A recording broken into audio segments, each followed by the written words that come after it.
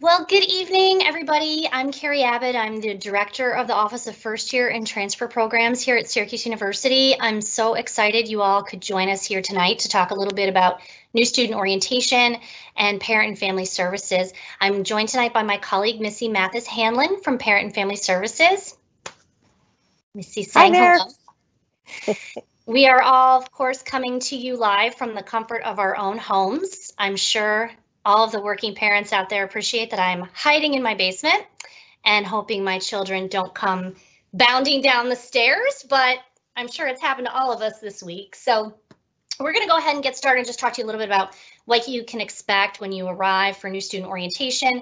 Macy's going to talk a little bit about our office. So I have a slide helper. Mike, do you mind getting us started there? Great. Okay. So my office is the host to Syracuse Welcome, which is our new student orientation program. A lot of your friends may have orientations during the summer. So Syracuse University, we don't do that. We obviously work with you throughout the summer, and I'll tell you more about that. But our new student orientation really does take place right before classes start. So we do move in over 3 days, and as you can see here up on the screen, we're going to break it out over the 3 days by the states that you live in. So we have on Tuesday, August 25th, students from New York and New Jersey will be coming in. On Wednesday, August 26th, we have families and students from California and our New England states. And then on Thursday, August 27th, we'll be welcoming all of our other students, including our students in Puerto Rico. Then our orientation programming, while we have stuff going on throughout the whole week, which I can tell you more about, our main event, which is our new student convocation, will officially kick off orientation, and that's on Thursday, the 27th, and we'll continue with orientation programming through August 30th, with the first day of classes being the 31st. Often parents will ask me, when should I plan to leave? And I usually recommend that you would want to do that on that Friday by noon. We'd love for you to be able to attend convocation on Thursday evening. And then a lot of the schools and colleges have family programming in the morning on Friday. So obviously every family's schedule is different. We love for you to stay as long as you can, but it would be great if you could stay until Friday. And Missy can tell you a little bit more about it, but we have parent and family orientation sessions during the day on Tuesday, Wednesday, and Thursday. We're offering the same session multiple times so that families can attend when it's convenient for them, maybe after moving in. Mike, do you want to go ahead on to the next slide?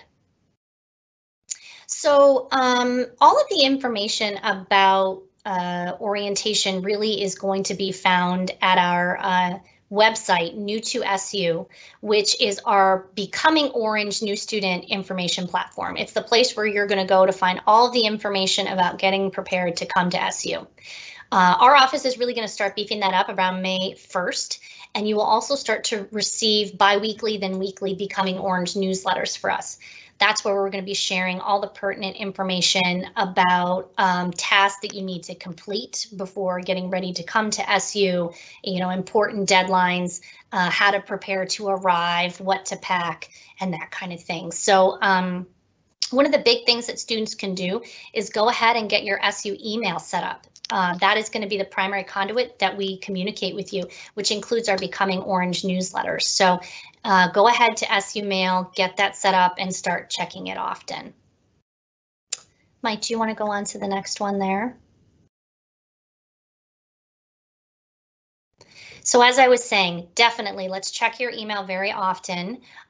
You want to review the information on our website, like I said, chock full of information, and then we will have a new student checklist that's there. We'll have a web format, and then I know some people like to print them out, put them on their fridge, and check off when stuff is done. So we will also have a printed version that you will be able to use. One of the things that you might find very helpful on that site is our list of what to bring, what not to bring. Talk to your friends and other parents. They can kind of give you the do's and don'ts of what's worked for their student. Definitely want to keep in mind that your residence hall room is small. It doesn't fit as much as you might think. I've definitely seen families pull up with like a U-Haul or 2 packed SUVs full of stuff, bring it all the way upstairs, and then half of it comes back down. So just remember you're, working with a small space. Things like cases of water, You don't need to bring those. We have water bottle filling stations all over campus. Just start with the basics, and then you can also go out, and get some extra things if you need them after the fact. Mike, do you want to go on to the next one? Thank you so much. So here's some important deadlines for you to consider as you're getting ready to arrive. Those of you who've matriculated already and done your deposit, you're going to be able to do your housing application, but that is going to be due on June 1st. There's a process that you'll go through to select your classes. A lot of times students will ask how course registration works. And so this is a process called first term enrollment. Your schools and colleges will email you, again, to your Syracuse email account with instructions, but we have a great system where you can log in. It'll know who you are. It'll know your major, what classes you need to be taking, and it'll help you fill it out. You'll submit it by the June 15th deadline, and advisors will help you process that and get your schedule together. The July 1st deadline for your immunizations, I can't highlight how important that deadline is. Really, without your immunizations in, it's going to block a lot of things moving forward for you. So you won't be able to get your move-in pass, which I can tell a little bit more about that. Your housing assignment, you won't know the room that you're living in. We can't release your schedule. All of these things until your immunization form is in. And in fact, that stuff's up and available now. So highly recommend, if you have your immunization records available, to go ahead and just get that going. On July 15th, you will have had to submit our orientation registration form.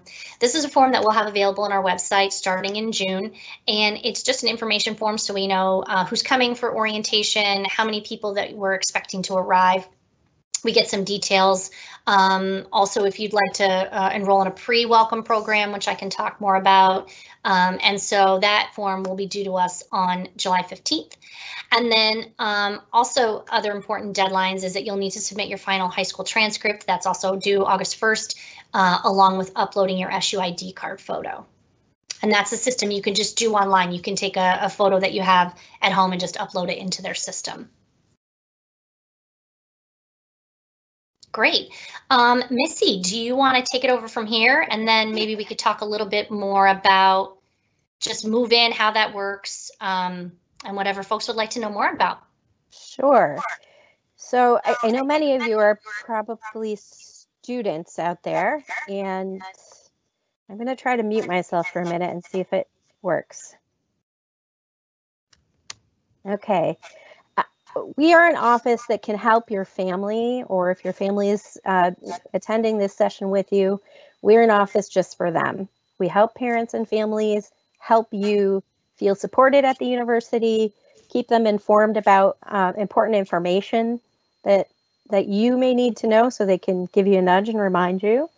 And we are also an office that plans a lot of special events and educational opportunities for families. One of them is Syracuse Welcome, Orientation for New Families. And as Carrie mentioned, the orientation sessions will be offered 5 times throughout that August 25th through 27th timeframe. Tuesday afternoon, twice on Wednesday, and twice on Thursday, so that as your family moves you in, they will be able to attend about a 2.5 hour orientation session related to critical issues they need to know about on campus, good support information for them to pass along to you as a student, and I guess how to get in touch with our office and how we work. So please encourage your families, if they're not with you, to attend that. Families, we really would love to see you there. This is a changed orientation program this year. So if you're talking to families who've attended in the past, it's a very different program this year, and we're strongly encouraging you to attend. Another thing that we plan is Family Weekend. And as you can see there, it's scheduled for October 16th through 18th. That is a Friday through Sunday. A good deal of the programming will happen on Friday and Saturday, although there will be some things that happen on Sunday. We won't have solid information about that available until June or July. Usually the registration process starts in the middle of July. So you will continue to get some new information about that. We do regular communication with parent and families. We send a regular e-newsletter. If you have matriculated and put your deposit in, your family will receive that information beginning in the middle of May and about 5 or 6 times throughout the summer, so that they know the kinds of things that are important for them to know as you transition to our campus, but also to remind you of different things that you need some help with as you make that transition. We'll talk with them about critical conversations that you should all have, and that kind of thing. Our office is generally available Monday through Friday to answer questions, for assistance in locating some resources and doing referral with families in order to make sure that you're well supported. If you can go to the next slide, Mike. So as I said, parents can expect regular e-newsletters from our office as well as major university communications. Many times they will receive information that you also receive via email. If you are not receiving those emails, it's good to make sure that if you're a family member, you ask your student, or if you are a student, confirm and update your family's email addresses in MySlice on the Parent 1 or Parent 2 screens. Again, I'll reiterate how important it is to review the information on the Becoming Orange website that Carrie mentioned. That's new to su.syr.edu. There is an abundance of information about just about anything you can think of that is there. In addition to that, we will have on our website, which is parents.syr.edu, a new parent and family checklist that somewhat mirrors the new student checklist, but adds some additional things. That'll be available on our website around May 1st under the new parent and family information. And then if you're a parent or family member, we encourage you, and you should be thinking about these things too, students, having critical conversations about decision-making related to alcohol and other drugs, making sure that you're conscientious about your personal safety, talking about healthy relationships with your family, and making sure that you become familiar with how to access personal and academic support services. So that may be counseling or health services, but also how to reach your academic advisor, how to get tutoring and other support. And we'll share information about those things throughout the summer. Next slide, please. And that's our contact information for Carrie and myself. If there's anything that you think of as we move into tomorrow, you'll be able to reach us via our phone numbers, probably voicemail at this point, or our email addresses, and we're happy to help. Thanks so much, Missy. We are getting so many great questions. So, Missy, I'm going to kind of shoot some of these out, and I think between the two of us, we can answer them all, right? So the first question I got is what about international students? When are you arriving? And thank you for asking. So we have a special program for international students. International student arrival is going to be August 21. We ask that you come on the 21st, but no later than the 22nd. And you'll be able to move right into your regular residence hall room. And we have special programming to get you acclimated to campus that will take place right up until Syracuse Welcome begins with programming on Tuesday. So we will have you arrive then. The next question is about immunization form. Could that be date be moved due to COVID? And so here's the thing. I don't think so. I think that deadline's pretty solid. My guess is that you and your family doctor really have most of the information that you need. And Missy, I think, can probably help me answer this a little bit as well. But most of us really have kept up to date with immunization, so you really just need the list that you've received. The meningitis vaccine is on there. That is something that if you weren't able to get, you could, Missy, please tell me if I'm wrong, you could waive that if you're not able to get it. So I have a feeling that date's probably not going to be too flexible. Missy, what are your thoughts on that? I agree with you on the meningitis vaccine. I'm sure that will be something that can be waived, and if you choose to get it another time, you can certainly do that. But I know with my own children, if they visit the doctor, I usually get a printout of, that they're healthy and able to go to school, and it includes their immunization information. And that's really, for the most part, all you need, with the exception of some international students. Yes. And you should be getting further information about that if you're an international student. Yes, thank you, Missy. There are a few additional requirements for international students. Okay, we're asking a couple questions about the SU email. So yes, as soon as you, deposit to the university, maybe, I don't know, like 48 hours later, you can go to SU Mail, and the link is on our website. And actually, maybe one of my friends here can help us post it up there, but you can just go in and you just get your email set up. And so that's pretty easy peasy. The way you log into your email too is the same as your MySlice, right? So your net ID is that the beginning, that little, mine's CG Abbott. So whatever you use to log into MySlice, and then it's the same password. So that's what you use to get into your email. And your email is whatever your net ID is at syr.edu. So mine's CG Abbott at syr.edu. Here, a question about first term enrollment. So first term enrollment, you will receive that information through your Syracuse University email account. It will come out in late May, just before Memorial Day, and you'll get all the instructions. And then also all of the advising teams in the schools and colleges are on standby to answer your questions. So it's a really, I think, pretty intuitive process, but there's lots of folks there to help you as you get that set up. Missy, where do families stay during these couple of days? What advice do you want to give on that? Well, I know everyone typically likes to stay right in the campus area.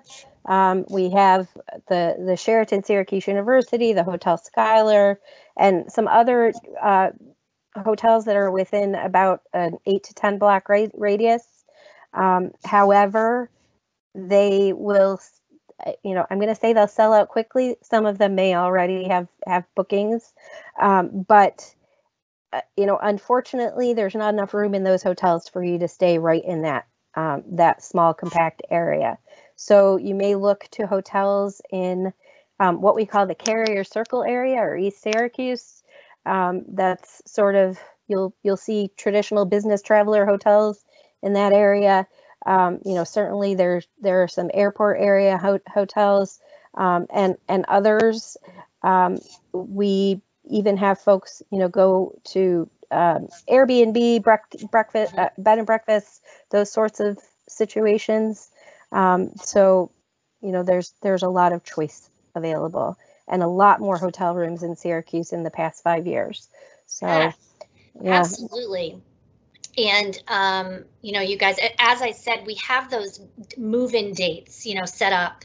And actually, Missy and I worked on this plan a few years ago because we really wanted to give families the opportunity to know what date they were coming so you could book your hotel room. So we had it here, but it's also on the front page of my website if you haven't seen it. So it's a good idea to start looking at that now. Mm-hmm. Question here about how you submit your ID card photo. That's going to be through the Housing Meal Plan ID Card Services portal in MySlice. And also, don't worry, right? This isn't one of those things you need to do today, and we're going to have a checklist with all of that information, but it's actually very easy to do. Can you get to the Health Services Patient Portal through MySlice?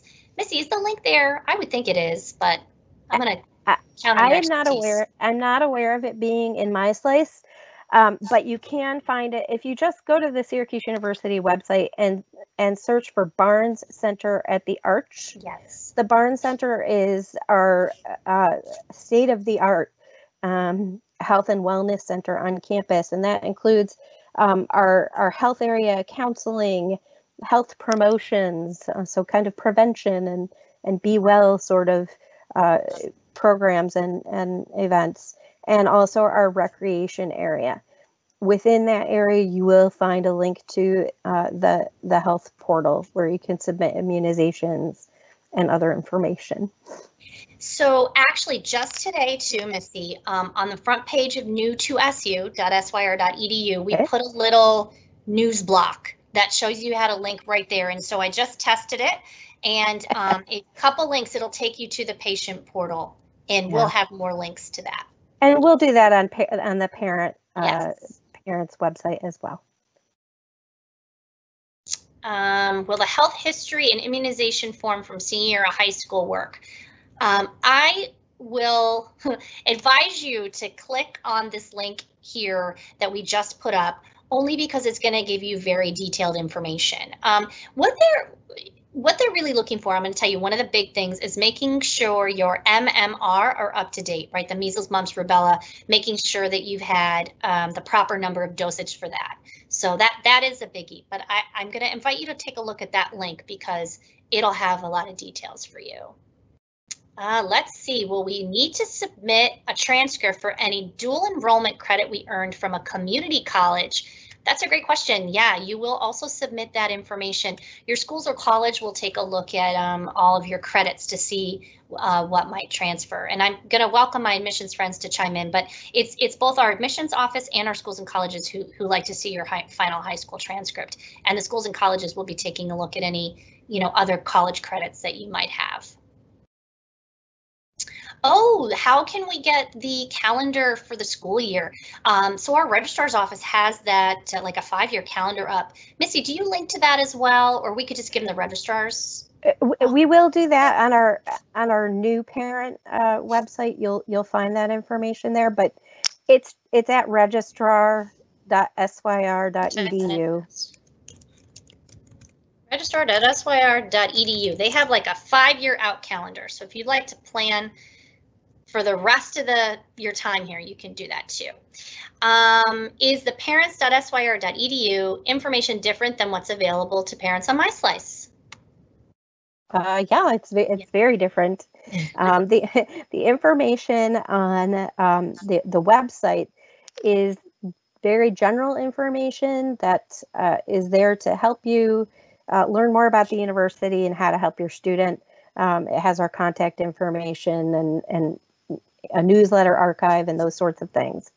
On MySlice, if your student gives you shared access, because it's important that you use your own user ID or net ID and password to sign in, they can give you access to billing information, financial aid information, and eventually their grades. So if they are okay with you having that information, that is where you'll be able to find that in MySlice.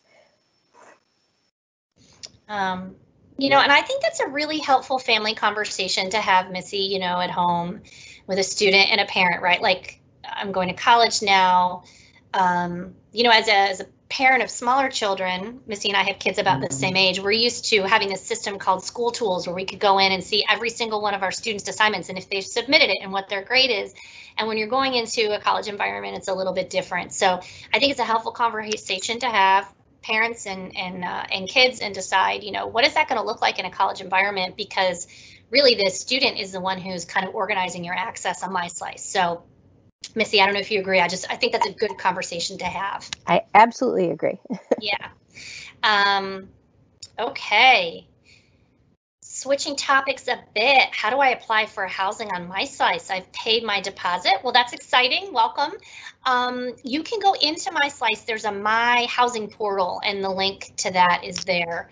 And I know our housing friends were on last night. I'm sure some of you were able to join, but we have a new exciting thing this year called My College Roomie, which is a system that you can log into. It tells you how to do it from the housing portal, which is where you can meet other students and maybe select a roommate if you like. I saw a demo of it. It's really cool. Missy, I don't know if there's anything else important to add, but it's a great tool that we've just started using this year. Yeah, it definitely is. it allows students to really kind of share what their interests are and perhaps find a good match. It kind of gives you a selection of people typically that may be a good match based on their interests. Great.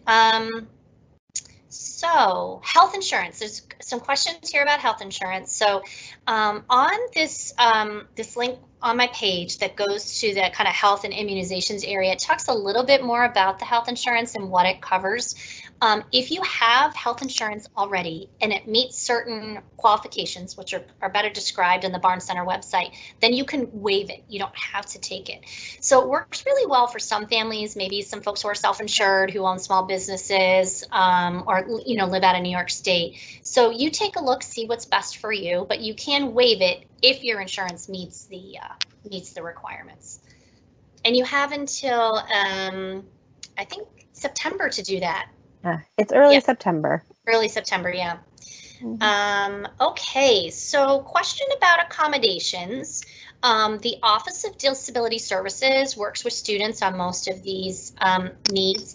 You can take a look at their website to see what they can help you with.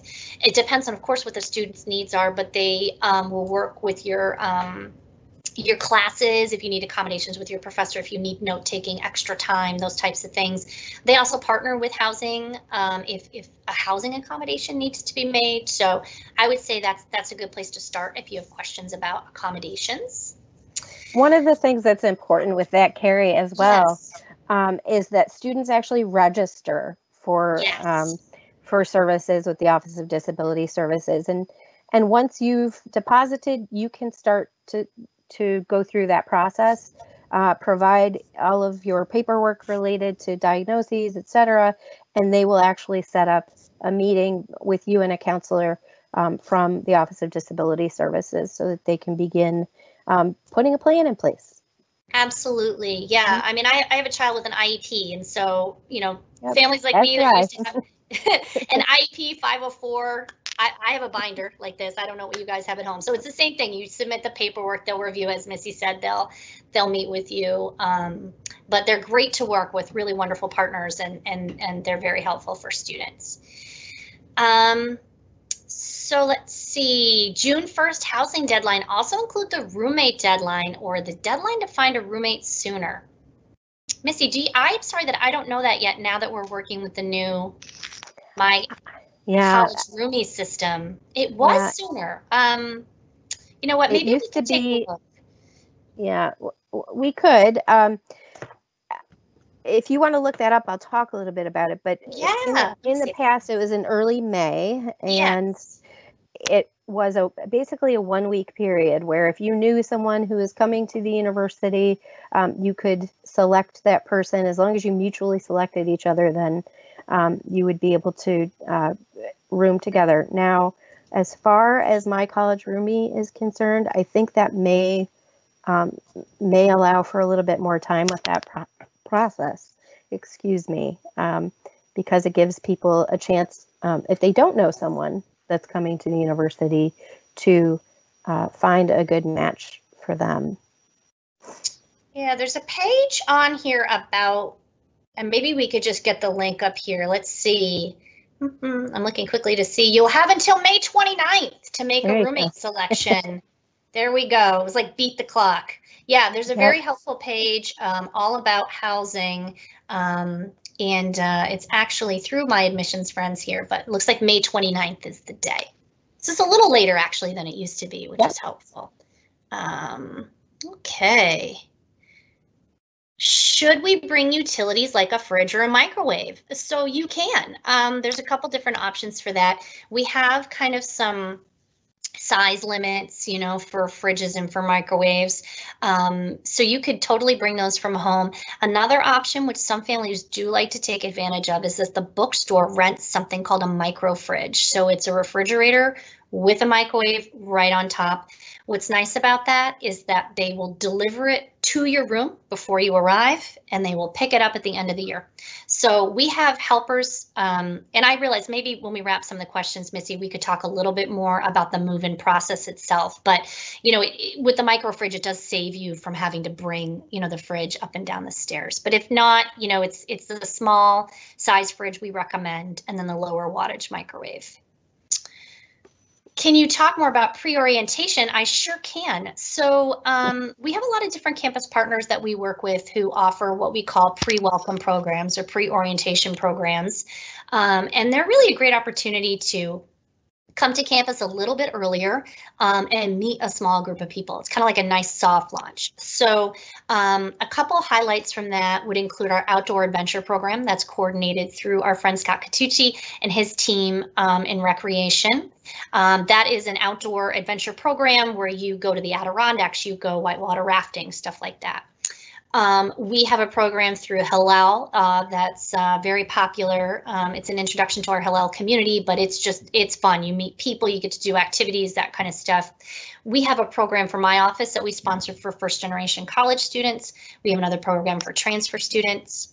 Our Office of Disability Services also sponsors one. We were talking a bit about that. So there are great opportunities just to come a couple days early and get to know some people and get to know some other information.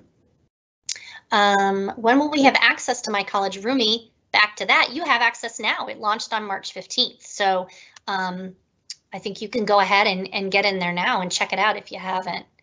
The tuition bill date. Oh, that is complicated because there's a bit of a chart. Missy, can I look to you for that one? Because I feel like you answered that question potentially a little bit. Well, I'm actually going to go there right now and look at that a little bit. You want to look it up? Yeah, I don't know that the billing dates are available right now for the coming year, but there's a couple different options, right? You can do a payment plan. Right. Yeah, you can, and so the billing dates are going to differ based on, you know, whether you pay by semester or by academic year, or on a monthly payment plan or whatever have you. That information, as I recall, usually becomes available after May 1st. Okay. And I usually put that link on our website for new families as soon as I've got that. If you want to look for it, it would be at bursar.syr.edu and under their billing information. All right. Oh, urgent care. What would my child do if they need to go to urgent care or access health services on campus? So we do, as Missy said, have a state-of-the-art facility, the Barnes Center at the Arch. And so we offer primary health care there, has a full service pharmacy. We have, you know, counseling availability, and then also our recreation, and it's all in one building. So that service is available by appointments that you can make on the portal or by calling ahead. And then we do have, you know, the hospital is really close by campus. There's an urgent care at Krause Hospital. Missy, anything helpful? Anything else we need to add there?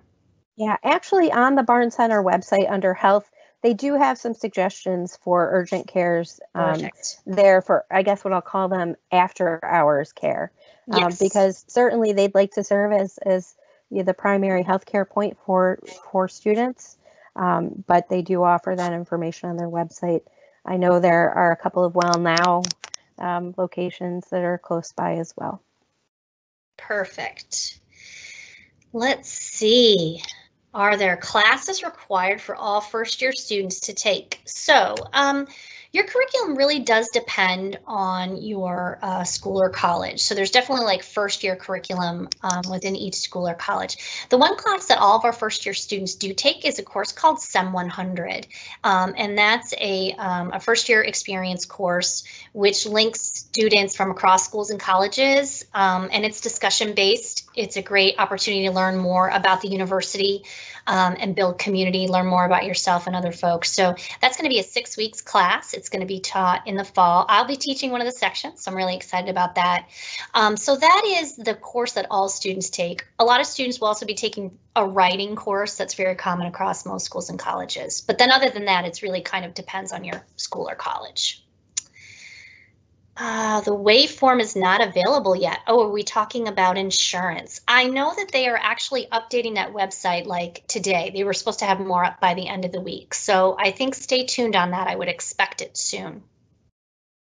Oh, I love all these topics. Are the mattresses in the dorms thin, cot-like, or are they like a regular mattress? I'm gonna go with like they're like a regular mattress. Although some students do like to bring egg crates, the foam things put on them. Missy, what do you think? I would say they're maybe a little thinner than what you might be used to with your pillow top at home or something like that, but they certainly aren't like a cot. They're definitely thicker than that. There you go. Okay, happy medium. Uh, if you take the school health insurance, is the student covered when home on break? Yeah, I mean it's a full health insurance plan, and it does cover you for the calendar year. I do really recommend though you take a tour through the Barnes Center website because it's so detailed with all of that information, and they have really helpful staff. They have staff who are specifically on the team who work in health insurance, so they have a really knowledgeable team. But it's a good plan, I guess I could say that, and it's meant to cover you, everywhere. I have many parents who've told me that it's actually better than their own insurance. Yeah. And so they've opted for it instead of keeping their student on their family plan because it's so comprehensive. Yeah, absolutely. And every, plan that people have is just different. So I agree with Missy. I've definitely heard that.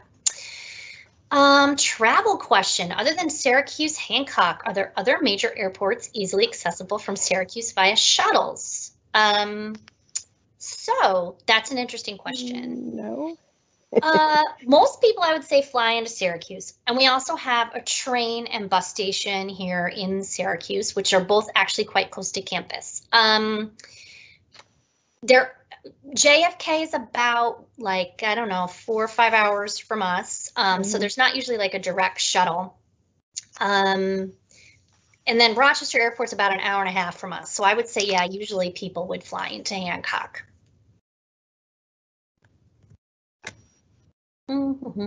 Okay, wait. Is a language required? I would say some majors require a language, not all. Some of our students in Newhouse or other programs in Maxwell, for example. When you go to do your first term enrollment, it'll kind of tell you that. It'll tell you if you need to take a language placement exam. It'll tell you if you need to take a math placement exam. And actually, you'll do it all right there through that system. I'm interested in joining the marching band, wondering if the members could move in earlier. Yes, you do move in earlier. You move in the week before because you have like a practice. So there's the 2 move-in dates. I think it's like the wind instruments and then percussion, they move in on different days, but you do come early and do some practice beforehand. Yep, usually a week, 5 days to 7 days early. Yeah, and they have an application. It's probably even up now, but anybody can join the marching band. Like they're not looking for students who necessarily are in the VPA, music students. So if you've been in band in high school and you'd like to continue that, I think they'd love to see you sign up. That's absolutely true. Sorry, I'm talking so fast here. Okay. Do students ever bring a safe to store their laptop or other valuables? So that's a tricky question. I don't know necessarily about safes, but I think that your belongings are as secure as you keep them. So one of the issues students often have with laptops is like walking away from them in the library or in the dining hall, or leaving your residence hall room unlocked when you go someplace. So I don't know, Missy, is that something you talk to families about often? I don't hear often about things that go missing, but typically when I talk with public safety, those are the reasons. People just didn't take the necessary precautions. Now, that being said, if a student or their roommate maybe leave the door unlocked in their room, I've been told it takes 8 seconds to remove something from someone's room if the door's unlocked. And so I guess keep that in mind when you talk with your student about, their personal belongings. I certainly wouldn't bring, jewelry or seriously valuable items. Yeah. I know that students do have, often have to bring passports and those sorts of things.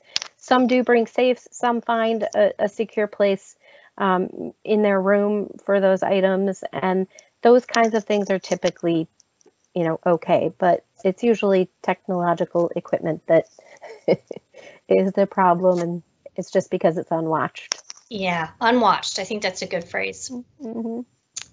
What cooking facilities are the dorms equipped for? Well, we don't have kitchenettes in our residence halls, except for our South Campus apartments.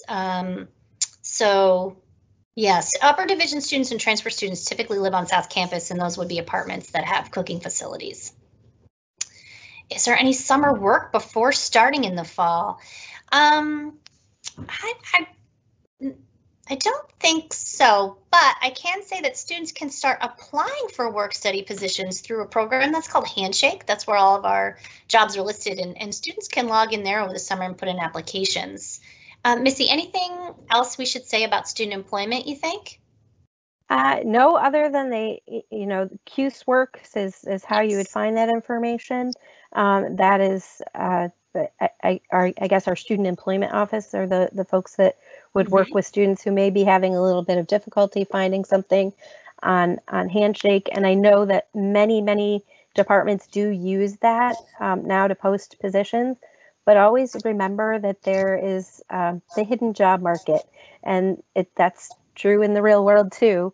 When I had student employees in my office, I never had to publicize that.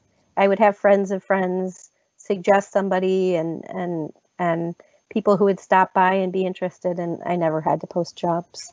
So keep in mind if your student, if your student really has a high level of interest in working in a particular department or place on campus, they should reach out directly, ask them if they have positions available, and they may get directed to Handshake, which is really where we're trying to funnel things. But it is it's nice when you get that call of reach out from a student who's a potential employee. It shows that they have a little bit of motivation, and I think it shows initiative that not everybody takes. Okay, switching a bit, what size bedding should we buy? We all have the twin extra long beds. So that's typically what you'd find in a box store, looking for the kind of the college bedding. Let's see. Interested in getting a head start in some classes, or there's an opportunity to take some over the summer. So we're going to be online for our summer classes. I think that's something you might want to consult with your school or college on, because if you're going to take something online, I definitely would want to make sure it's something that's going to count towards your degree completion.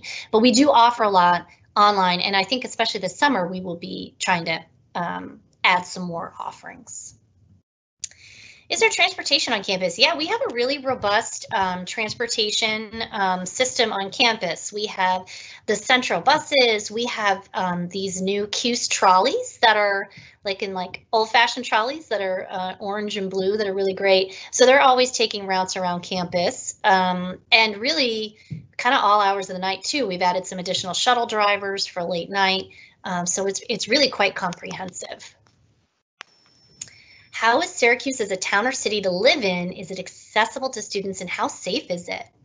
Well, Syracuse is a great town. I've been here for 20 years. I came here for graduate school and just never left. I love it. There's a lot here to do, in the city. We have a great downtown Syracuse area that you can shop and go out to eat in. Every store you might be looking for is here. And so I think, not to compare it to the laptop, but I think the city is as safe as you make it, right? So all the advice I'd give, a student who's going to walk around New York City, I'd give you the same advice here in Syracuse. Make sure you're with a friend, buddy system, and that kind of thing. I don't know, Missy, is there anything you want to add? You're also a Syracusean for a long time. Yeah, well, we pretty much took the same path. I left for a few years in the middle, but came to grad school and sort of never left. And I've been here, I guess, about 27 years total. I love this area. I think it's great. We've got the Four Seasons. There are a lot of fun things to do in the area. Particularly through our recreation area. They take students whitewater rafting at parts of the year. They take students to ski at some of the local ski areas. They set up apple picking trips, and they go up to Lake Placid, which is not very far from us, and do the bobsled and skeleton run. And there are a lot of fun things that are really not very far away from us here in central New York. Again, I think it's an issue of you have to be conscious of your personal safety always. Don't wear your earbuds or your earphones around all the time, and take the time to download, if you're coming to campus, the Live Safe app, which is through our Department of Public Safety. It's a great resource. It's like a mobile blue light. It can automatically connect you with our Department of Public Safety, no matter if you're on campus or you're in an off-campus location locally. It's got a few really neat features where you can, if your roommate, for instance, is on Live Safe, they can watch you walk home. There's a GPS feature that allows them to do that back to the residence hall. So it's something that I highly recommend. Absolutely. Absolutely. Well, it's looking like one of our last questions here might be, is there a shared reading book again this year? So we have in the past, as part of that SEM 100 class, had a shared reading book. So this year, we're actually not doing a book. We're going to be sharing some articles and podcasts and stuff like that. We thought students might be a little more interested in something like that. So we're working on that now, but you won't be receiving a book over the summer. So no homework, at least from my office, with a shared reading book.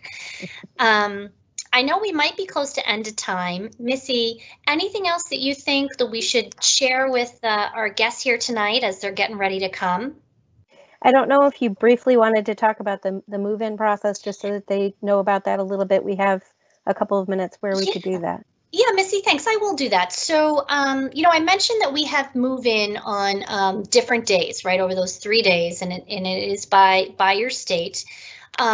Each of our residence halls has like its own little move-in line process, but basically we have students and staff who will be there to greet you. Our student move-in team is a team of student volunteers. It's our 76th year, and they've been called the Goon Squad for that many years. And someday I'll bore you with that institutional history, but we're going to have our Goon Squad students and our staff there to meet you. We have lots of assistance from parking services and public safety to help direct the traffic. But basically, as you pull up to the residence hall, we're going to have you wait in a holding line, like in a queue, and then you pull up to the hall. All of us jump out to meet you, and we will help unload your car and bring your belongings inside.